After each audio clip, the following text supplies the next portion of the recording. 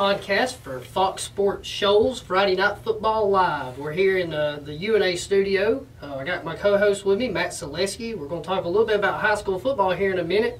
Also joined by Jaleesa, the producer, who's filming right now. We appreciate her producing the show for us. And we're also joined today by a special guest, UNA quarterback Jacob Tucker. Jacob, welcome to the show today. Thanks for having me, Mike, Matt. Appreciate you having me. Yeah, Matt, you go ahead. If you want to ask Jacob a question, go ahead, Matt. I'll let you go first. You know, Jacob, there's an old adage in football, and we talked about it last year some. If you have two quarterbacks, you don't really have one. But in our case, it seems like it's a little different. It seems like it's very effective with you and Luke both playing quarterback position. He starts, but you get quite a bit of reps. So just kind of talk about how two guys can be effective and how you don't lose rhythm and how maybe two's better than one in this situation. Well, man, I think that phrase, having two quarterbacks is like having no quarterbacks, came from a system where the two quarterbacks were selfish. You know, each one their playing time, and with that, the offense kind of divided. You know, this half the offense was this quarterback, the other half the offense was the other quarterback, and then, you know, it might have even went to a bigger scale as far as the team, you know, picking sides for either quarterback. Well, that's not the case with us because, and it starts with Luke and I, because Luke and I are so well acquainted with each other. You know, we both came in at the same time, became friends early. You know, we hang out, you know, not only around football but afterwards. You know, we're after this podcast, you know, we're going to go play golf together.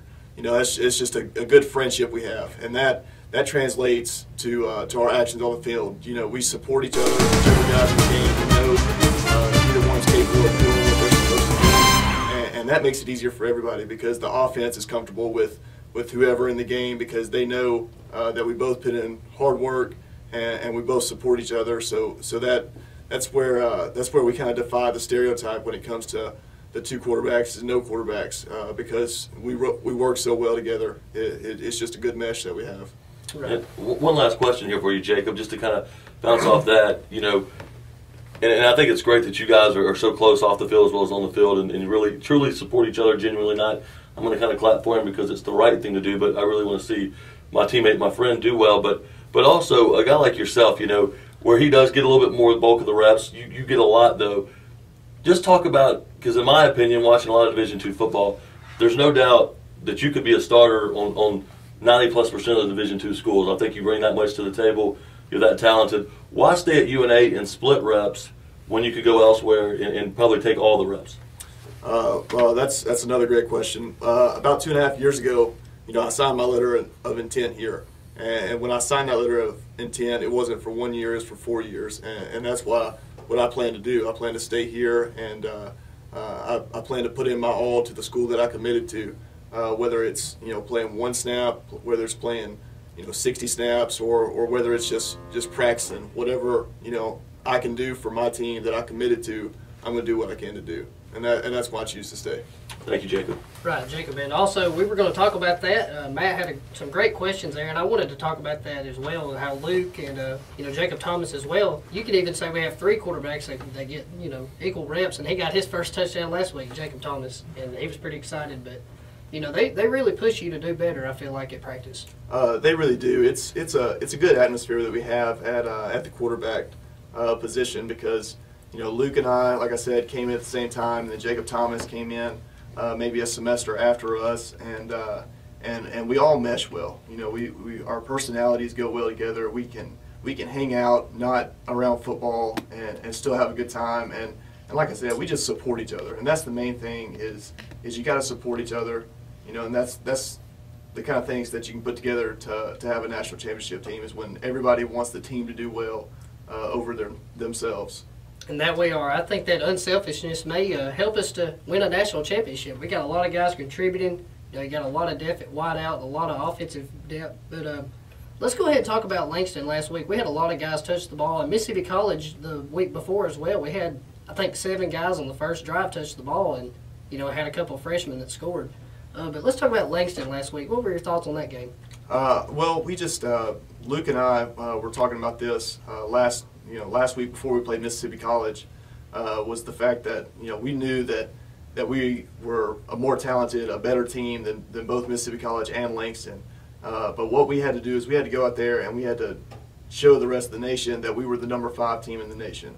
And that's what we did. We went out there and we did everything we had to do right, and we went hard from whistle to whistle, quarter to quarter, and put together a full game. And we beat both of those teams like the number 5 team in the nation should.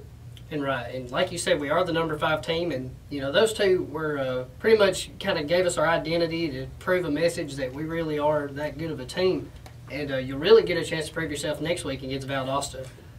Yeah, Valdosta's always a fun game to play. Last year was my first chance to step on the field against them. My redshirt year, I traveled and I got to dress out on the sidelines, and I still got to be a part of the atmosphere.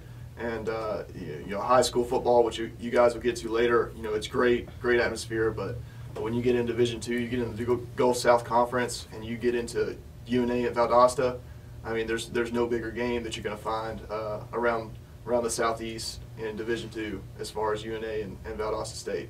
Right, and let's flash back to last year. I don't know if a lot of people know this, but Jacob Tucker against Valdosta State had probably the biggest play of the year that we all love to watch on film. He ran over a safety, and when you look at Tuck, you think of a quarterback, but back in high school, I think you played both ways. I think you played a little linebacker too, right? Yeah, I did. I played at a 1A school in Tennessee, and with a 1A school, you don't have the opportunity to have as many players as you do at maybe a 3, 4, or 5A team.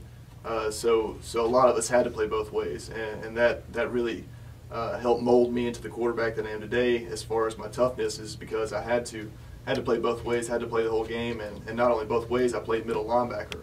So I had to get in there and bang around with the big boys. If Coach Wallace told you today that you get to move to defense and be a middle linebacker and play both ways, would you do it? I'd do it in a heartbeat.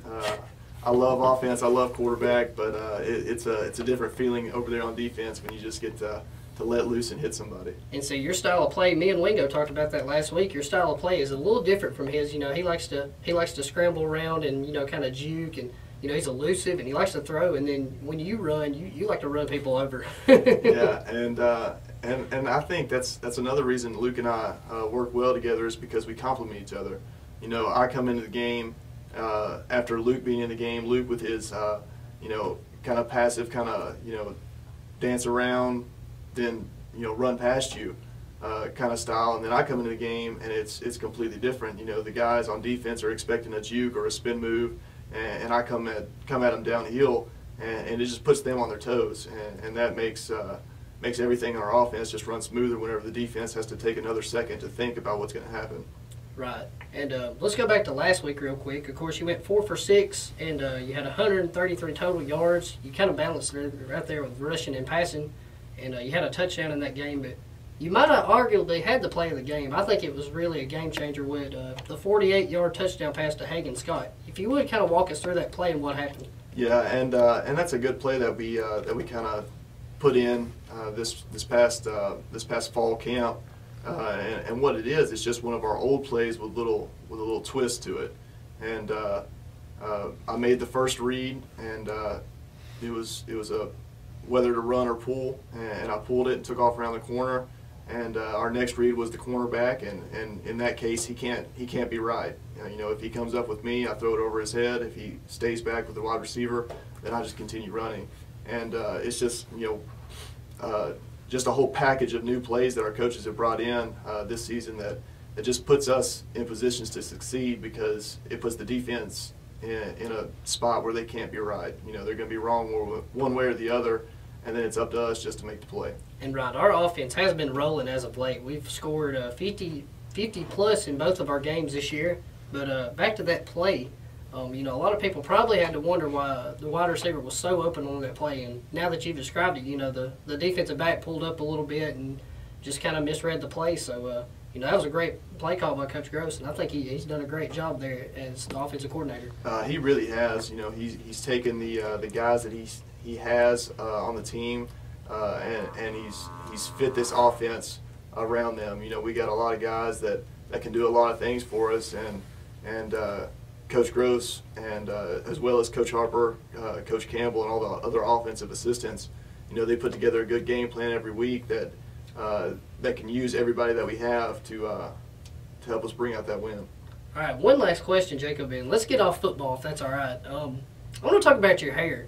Ever since I've known you for 3 years, and the first day we met, we came up with a handshake. I bet you it's sore, and then you had the close crop, and then last year you kind of went to the long hair, like the little the perm, I guess is what you could call it. Now you got cornrows, it seems like, or something. I mean, you change it every day, ain't you? Yeah, it's fun. That's just a different aspect of my life that I like to mess around with and have fun with, because you got to be comfortable with yourself no matter what you do, and I enjoy keeping people guessing, keeping them on their toes, with different hairstyles that I could pull out at any given time. Yeah, we love it, man. You like being different. And you say that a lot. You like to be the dark horse. So. Yeah, I do thrive on being different, because if you're just like everybody else, then you're gonna go with the flow, and you're not gonna get noticed. So you got to do something to stand out, and my way of standing out is being different. Whether it's my philosophy at quarterback, being a downhill runner, or if it's my hairstyle before the game. But I really enjoy it. All right, one last question before you go, Jacob. I'm sure me, Matt, and Jaleesa, and everybody in the audience wants to know: is UNA going to win a national championship this year? You can count on it. We'll be in Kansas City waiting for you guys to come support us. All right, Roar Lions. Thank you, Jacob, for being on the show today. Appreciate it, Mike. Appreciate it, Matt. Yeah, pleasure to see you, buddy. Thank you, man. Your football team is he's just high character of a person as he is a player. We were fortunate enough to have Luke Wingo with us last week, and these guys are genuinely friends. I don't think they're just throwing rhetoric our way, and we're lucky to have them. They're two phenomenal football players, and they're high character guys. They're great leaders for our team, and I think they can carry UNA a long way. Yeah, being around the team the whole time, being around all those quarterbacks. I came in with those guys as an equipment manager, so I've been around them for 2 or 3 years, and those guys are genuine. They love to make each other better. They complement each other, as Jacob said and Luke said last week. So, I think they really go well together. It's been great to have both of them. That's a good problem to have, having 2 or 3 good quarterbacks. And Jacob Thomas, too. Jacob Thomas has came along a lot, and maybe we'll get him on the show one day. Well, he's a talented player, but I think these two guys are going to carry us this year. Jacob Thomas may have his time down the road, and he definitely can contribute, but I think we're going to be counting on Jacob Tucker and Luke Wingo a lot this year. Oh, yeah. I think we'll see all 3, honestly. I mean, you can see Jacob in any other – they may put him somewhere else. You never know. I mean, Jacob's he's a kind of a question mark. You don't know what he's going to do. He's a mystery. But it's a good mystery to have. We have a great team this year at UNA, and I really think that they can win the national championship. Well, it's going to be interesting to watch it unfold, but I think a lot of our viewers want to hear about some high school football. Mike, what do you think? Yes, sir. Let's go ahead and go on to some high school football. And since this is what we're here to talk about, we'll move on. And, Matt, what game I believe you went to Mars Hill and Hatton last week. Is that right? I did. I went down, watched Mars Hill in their first year of football, and first time I got to watch them live. I've read about them and seen a few things, and they're out there competing, and they've got a good crowd. A lot of those people are fired up and excited to have them there. They got beat 53-16. They were outmatched. But this week they're going to have a team that's been struggling, so they may be able to get their first win in school history. And last week, after I talked to the coach after the game, they had their first kickoff return for a touchdown. He said there's going to be a lot of firsts this year. But I think more in the kickoff return they want to win. So we'll find out this week if they get it. And a lot of firsts so far, but of course the first win will be the most interesting thing for them. So we hope that happens. That might happen this week. They got a good chance. And we'll get to that game in a little bit. But there were some games that really caught my eye this week, and I'm sure they did you too. But let's start with Florence. Of course, they had Starkville coming into town, a tough team. What do you think?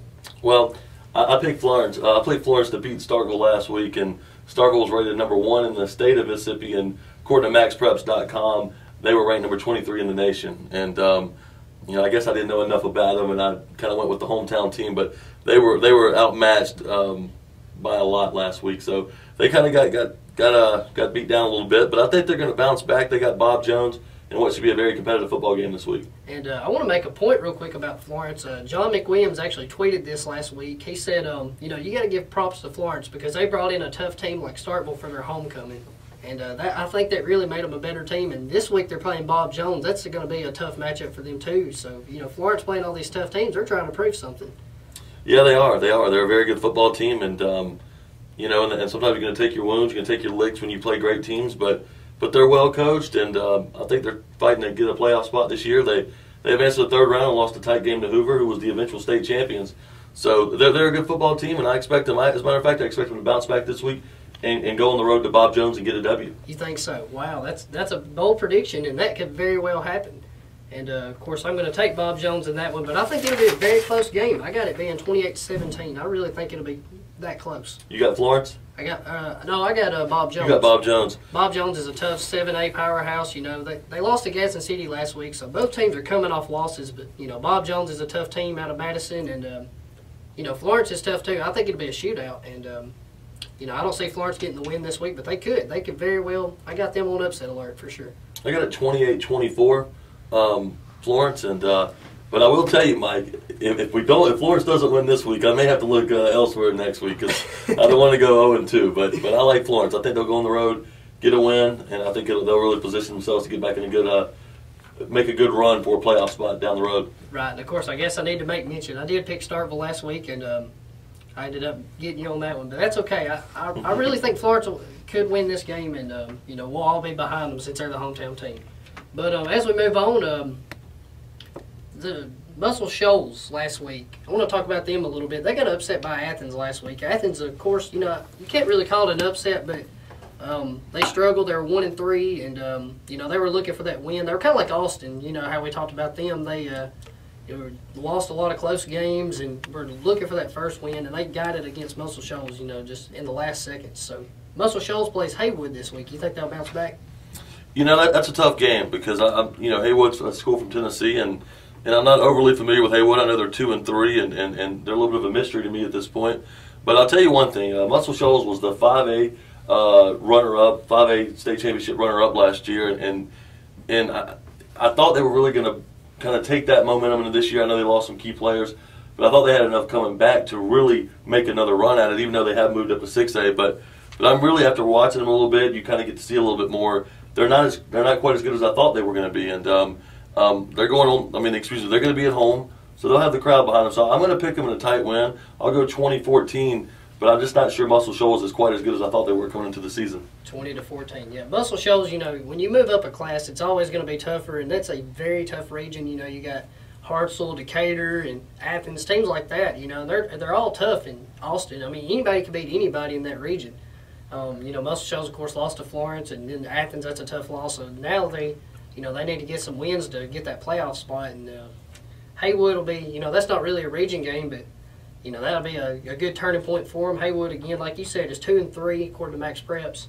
Kind of a mystery team. We don't know much about them, but I'm going to go Muscle Shoals as well. I think they bounce back this week. I'm going to go 31-17. I think the offense will be a lot better this week. Well, they need to get some confidence, even though the win may not help them in the playoff race. I think it can help them their mentality moving forward. So any win's a good win. That's right. And as we move on, we got Class 5A action. Russellville's actually going to jump up a couple classes to play a team in Sparkman. And Russellville, of course, they've been impressive this year. They've been kind of a surprise to people. You know, a lot of people didn't expect them to beat Deschler in week 1, but they did, and impressively too. Coach Mark Heaton from Haleville's done a great job. And of course, like I said, they're undefeated. So they beat Ardmore last week, 50-13. They looked impressive. And Sparkman's winless in Class 7A, but nevertheless still a tough team. So Matt, what do you think about that game? Well, you know, when you go that high in class, you're playing a bigger school, so there's a lot more there's a lot more players there at Sparkman, and that's going to be tough for Russellville because now they're playing a tougher opposition or at least a bigger school. But I don't think Sparkman's very good even at that higher level, and Russellville's really rolling. They're undefeated, and I think they're going to keep it going this week. They're going to be at home, knowing they're playing a 7A school. They're going to get a lot of people to come out and support them, and they're doing such a great job right now. They're really strong in their wins. They put up 50 last week, and I expect them to continue to win. And if you've ever been to Russellville, then you've seen that atmosphere. They got a great stadium, a great crowd. I think I went to a game my senior year when they played Florence. And, of course, I graduated in 12, and we played on a Thursday night, so I got to go and see Russellville Stadium. It's big, and it's nice. You know, they got a great atmosphere. That home crowd is really good, and when they're at home, you know, they tend to do better. So I think they'll win this game against Sparkman. I got them winning 35-14. I think they'll go and get the big win. As we move on, another big game with different classes, but kind of a rivalry. And across the river, we got Deschler playing Colbert County. And, of course, it's at Deschler. And Deschler's undefeated in the region of Class 4A. And their only loss, of course, coming to Russellville. So let's, keep that in mind. But last week, they're coming off a big win. They destroyed East Lawrence 67-6.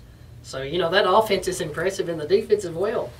And then Colbert County, they lost to Madison Academy last week, 49-14, I believe. Maybe they could bounce back. What do you think, Matt? Well, I think Colbert County is actually a pretty good football team. Madison Academy, 3A state champions last year. They're strong. They were at home. I expected them to win, and I expected them to win pretty handily. I don't know if I thought they'd win by 35, but no surprise there. Deschler's a great football team. I often talked about Coach John Ritter, who left Red Bay as the head coach to go to Deschler to kind of get in these big games, and I think Deschler's a real threat to make a big run this year. And while I do think Colbert County is a good team, I think they're stepping up from a 3A playing a 4A.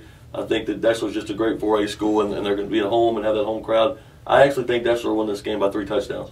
Really? I'm going to go as far as 35-14. 35-14. And, I think it'll be a little closer. I do like Colbert County. Coach Dale Jeffries has done a great job with that team. They got some good skill guys, but they did lose a lot. And he did say that, back at the beginning of the season, that they lost a lot of guys. They didn't know how good they would be at Colbert County. But, the Indians may have a chance. So I'm going to go Deschler, though. I think Coach Linville and Coach Ritter, they've done a great job there, and the rest of the coaching staff. Offensively, defensively, they're just a sound team. They beat Central handedly, a great Central team, and I think Deschler's going to get this win. And I'm going to go 2 touchdowns. I'm going to say 28-14. And while we're on Deschler, I want to go ahead and mention this, Matt. Wilson's got a bye week, but if Deschler wins this game, which they should, moving into next week, that sets up a huge game with Deschler and Wilson deciding who could be the champion in Class 4A Region 8. That'll be a huge game. Well, that's going to be an exciting football game, Mike. I know Deschler right now, they're going to keep their focus on Colbert County, and they'll turn their attention there Saturday. And, Wilson has the bye week, so they're already thinking about Deschler. That's right. So it's going to be a great football game. We know you're a Wilson graduate, a Wilson alumnus here, so I think I may know where you're going to be picking or who you're going to be picking. But I don't know yet. But I think it's going to be a phenomenal game, and it's going to get a lot of people in the area excited, and I expect a big crowd out there and a great football game. And I look forward to getting to really break the matchup down next week. I think this game will really set the stage for that. That's going to be a really good game. And, Wilson hadn't beat Deschler since 2006 or 2007, one or the other. And it was like a 1-point game. And, I can remember that. And then, the years after that, we've always kind of given Deschler a little bit of competition, but they've always beaten us. And, of course, my senior year, we were only down 2 touchdowns at halftime, so it was close. But this is a good rivalry, and I think that'll really set up a good game. But, like you said this week, of course, Deschler's going to focus on Colbert County, a tough team. I see them getting the win, but, it's not going to be an easy game. So, and it never is. That's always a good rivalry there, Colbert County and Deschler. Let's move on to the next game. This game is pretty evenly matched. This is about as even as it gets. It was a good game last year, Central versus Haleville. And, of course, Haleville used to be in Class 4A Region 8. They moved over to Region 7 in Class 4A. And Central put them on the schedule, and Coach Heathwood, you got to give him props for giving them a tough game and out of region. It's going to be interesting. Both teams, only 1 loss for both. I think Haleville lost to Fayette County. Central, of course, lost to Deschler. Central's coming off that win over Rogers, 35-21. Of course, I was at that game. They feel good about it. Matt, well, who do you think's going to win this game? Well, I think it's going to be a great football game. We have some really good games on tap this week, and I think it's going to be another one. To me, it came down to one thing. I looked at the matchup, and I tried to analyze it, and I said, this is really a coin flip matchup. But I believe home field advantage is always big, and so I'm going to go with Haleville. I think the home crowd's going to be the difference. I see them winning by a field goal. I got it 31-28 in a highly competitive football game. I think the home crowd is going to give them just the edge they need to get over the hump. Yeah, and of course, home field advantage is always pretty much key. And that was a pretty close game last year, and I don't expect anything less this year. Central looked impressive on offense. I believe they got a 483 yards of total offense. They were impressive against a good Rogers team. And, I like Haleville, though. I agree with you on that one exactly, because they're at home, and, they probably need this win too. And, this game could really go either way, coin flip. And I'm going to go a little more of a defensive matchup here. I'm going to say 17-14. I think it's going to be real close. I got Haleville getting the win. Let's move on again. Another pretty good game, usually a good game. And, we had a lot of hopes for Brooks last week against Wilson. they didn't come out as strong as we thought they would, but now they got Lauderdale County. So, Matt, what do you think, Lauderdale County and Brooks? Well, I did pick Brooks last week to pull the upset on Wilson, and they lost 55-14. So I was a little off on that one, to say the least. And as a matter of fact, I picked Lexington to beat Lauderdale County, and Lauderdale County won 55-7. So I'm losing a lot of credit with some of these picks. I think Lauderdale County is the real deal. They started slow, and therefore I thought maybe they've lost a lot. I know they lost their starting quarterback, who's actually a redshirt fullback here at UNA now, and I just really thought that they were going to be the same team. But that Coach Grisham's been there a long time. He's got these guys ready. They've really just kind of circled the wagons, and I think they're really rolling. I think Brooks is struggling. I know Brooks is a little higher class, and they're the home team. But I think Lauderdale County's going to go in there with that power run game, and I just think they're going to dominate on the ground, dominate time of possession. And I've got Lauderdale County big. I got them 45-7. 45-7. Yeah, Lauderdale County. We kind of both doubted them last week. We both picked Lexington in the upset, and all the Times Daily guys they picked Lauderdale County. So, we didn't know what to say about that one. But we thought Lexington would come out a little better. But Lauderdale County is a tough team. Zach Simbeck is pretty much their offense. He's done a great job and stepped in there and at the running back role. He's always been good for them, and he really helped carry them to that victory. Brooks, of course, coming off that loss to Wilson, as you said, and I don't see him rebounding this week. Lauderdale County is a tough team. I think they'll win 42-14. Yeah, big win for them, I think. All right, and then of course Lauderdale County will move on, and they got some more tough region games. I think they still got Madison Academy to play, so I think they'll do a little better than people think. They're ranked number 7 in Class 3A, so may have a chance to win that one. And it's going to be interesting looking at that game down the road. Right, and let's move on to another competitive game. We got a lot of competitive games this week, because in week 6, you got a lot of teams that they go outside of region play and they play somebody that would be a good matchup to help them get better and prepared for the rest of the region. So taking a break there.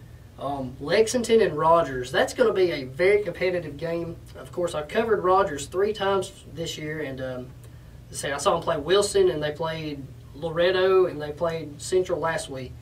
And Central and Wilson are 2 good teams. They came up short in both games, but this is a competitive team, and I really think that they can get the upset over Lexington, if you want to call it an upset. They're 2-2 on the season, and Lexington, of course, had their first loss handed to them last week. They're 4-1.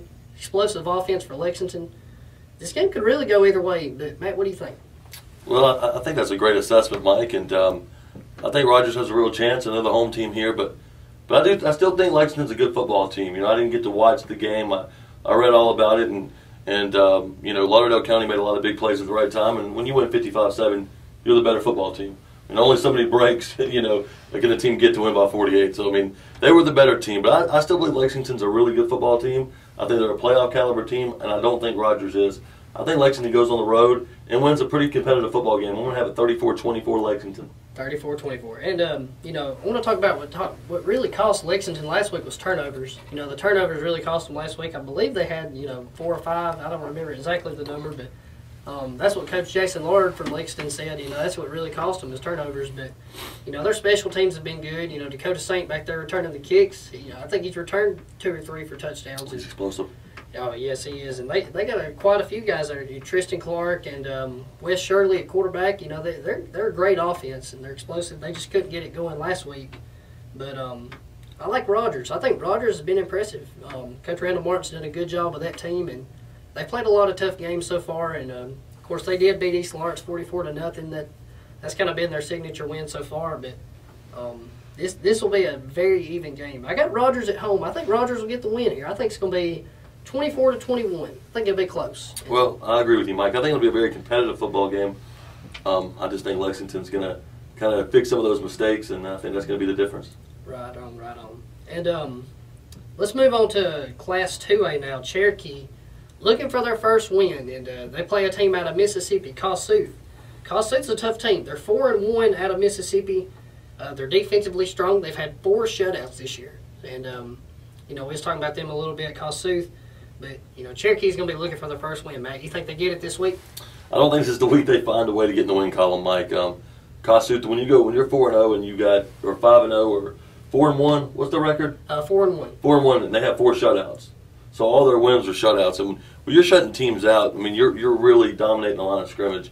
and where Cherokee's where their weak point is the line of scrimmage. They're not very good on either side of the line of scrimmage, and I expect a physical play by Kossuth. I'm not real familiar with them, but I know they're very strong on the line, and I think Cherokee's going to have trouble getting the ball in their playmakers' hands, which is their strength. I don't think they're going to get a lot going. I think they're going to be under duress all night. So I think Kossuth wins and wins big. I'd say 48-6. 48-6, all right. And, I know a guy over at Kossuth. He's a coach down there. He used to be at UNA. He was the equipment manager, Kyle Bond, and he's helping out with that team down there. I need to talk to him this week and see what he thinks about the Cherokee, but, I really like Kossuth in this game as well defensively. I'm going to go 28-0. I think that defense is going to hold Cherokee, and Cherokee's got a little bit of offense. Christopher Stanley right there, he does a good job of running the ball. I think it'll be a physical game, but Kossuth will probably come out on top. The next game we got on tap, Colbert Heights, coming off a win. Who did they beat last week? Clements, yeah, 19-7 beat Clements last week, so they got back in the win column after losing to Lauderdale County and Lexington. They need some big wins, and they play Marion County, who's a 1A school. They're 3-2. Have a good chance to get the win this week, but they're on the road. So, Matt, what do you think? Well, it's going to be a good matchup, and I'm much more familiar with Colbert Heights than I am with Marion County, and so I think Colbert Heights can go in there and compete. They got to win. They just got a big win under the belt, and they're going to have some confidence after that. So I think that's going to help them early, but they have a lot of deficiencies. A little weak on the line of scrimmage, a little weak in the back end on the secondary, and just based off what I've read about Marion County, I think Marion County is going to get the win here. Yeah, I'm going to go with Jai Ingram and the Colbert Heights Wildcats in that one. The team on the hill, I think they'll come out and they'll get another big win as they pivot over to some more region games. I think they still got Madison Academy left, so we'll see how that goes. But they still have some competitive games. I think they still play West Morgan, or I might be wrong on that, but I think they do. And they got that big win over Clements. We'll see how Colbert Heights does as they progress. Let's move on to Shoals Christian, and I believe they're still looking for their first win, and they got a good chance to get it. They're traveling, of course, to Berry. I think Jaleesa said she is a little familiar with that team down in down her way a little bit, but I read up on Berry a little bit. They're 3-1 on the year, and one of their wins was over Marion County, who we just talked about. They won that game 56-22. Berry looks like they're a pretty good team, and you said you talked to some sources from Shoals Christian, and they might compete in that game. We'll see how it goes, but what do you think's going to happen, Matt? I think Berry's a good football team, and I think Shoals Christian's getting better, but I still think they're a ways away from being a good football team. They have some solid players. They play hard.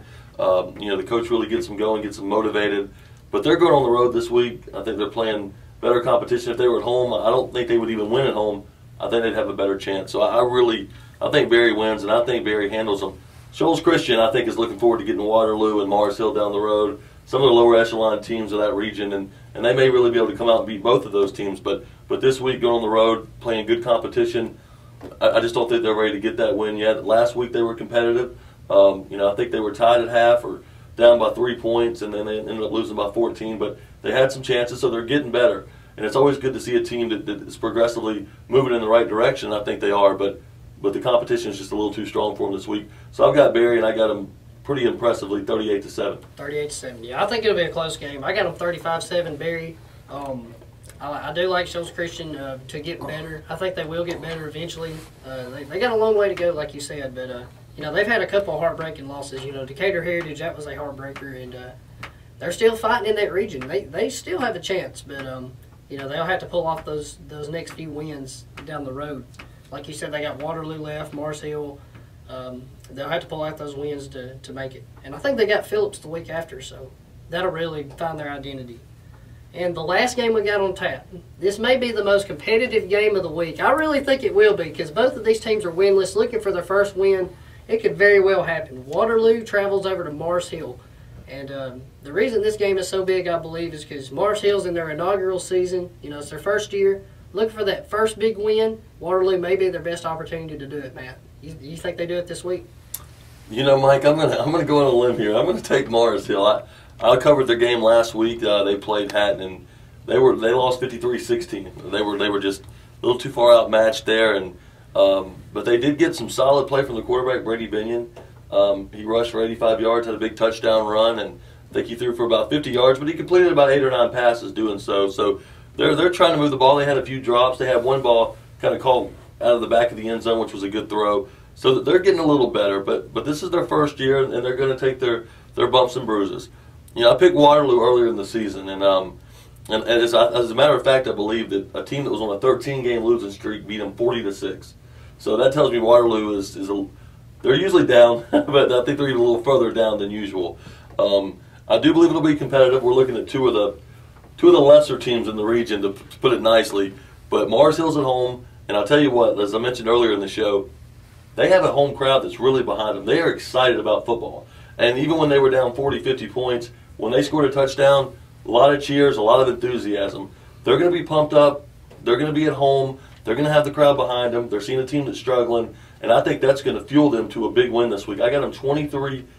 I think they'll take care of business. Wow, sounds good. And, you know, I really like both teams here. I think both teams will be motivated. It's going to be more competitive. Waterloo, of course, they're motivated. They're looking for that first win.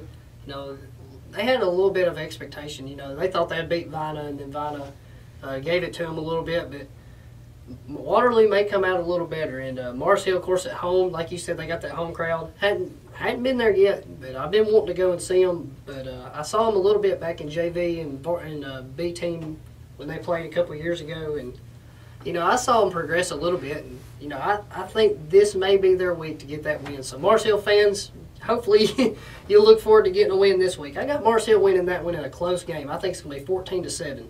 Very close game. Yeah, well, Mike, you know, we're kind of wrapping up all our games for the week.